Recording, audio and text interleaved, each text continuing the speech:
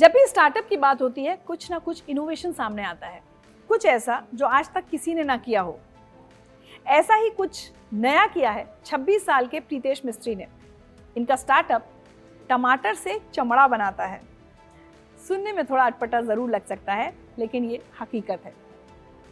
कभी आपने सोचा है कि सड़े गले टमाटर से चमड़े जैसी कोई शीट बनाई भी जा सकती है? सिर्फ शीट ही नहीं, उससे जैकेट, बैग्स और जूते भी बनाए जा सकते हैं। लेकिन ऐसा सच में हो रहा है। प्रीतेश मिस्त्री का स्टार्टअप ये सब कर रहा है और इसे नाम दिया गया है बायो लेदर। मुंबई के एक इंजीनियरिंग कॉलेज से बायोटेक्नोलॉजी में ग्रेजुएशन करने वाले प्रीतेश ने अपने फाइनल ईयर प्रोजेक्ट के दौरान इस विचार को डेवलप किया।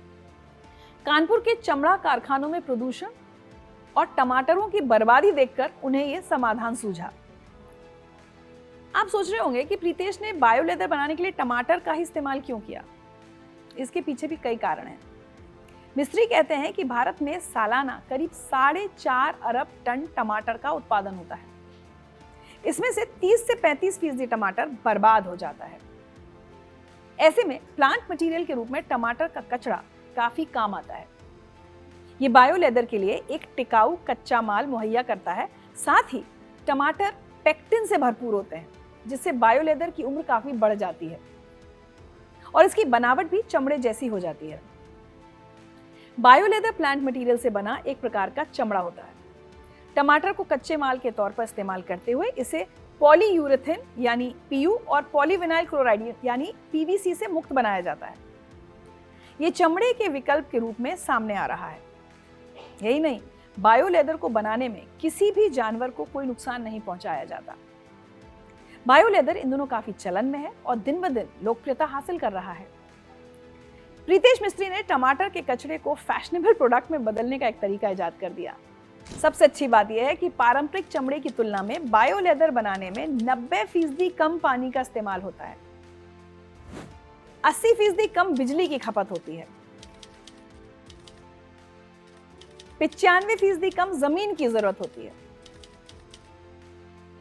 प्रीतेश मिस्त्री का यह स्टार्टअप फैशन, एक्सेसरीज और ऑटोमोटिव सेक्टर में काम कर रहा है। इस बायो लेदर से जैकेट्स, बैग्स और जूते बनाए जा रहे हैं और सिर्फ बनाए ही नहीं बल्कि बेचे भी जा रहे हैं। बायो लेदर की वेबसाइट पर जाकर आप इन्हें खरीद सकते हैं। प्रीतेश की कंपनी टीबीसी ने 2019 में अपना पहला प्रोडक्ट लॉन्च किया और कुछ ही सालों में भारतीय बाजार में अपनी पहचान बना ली।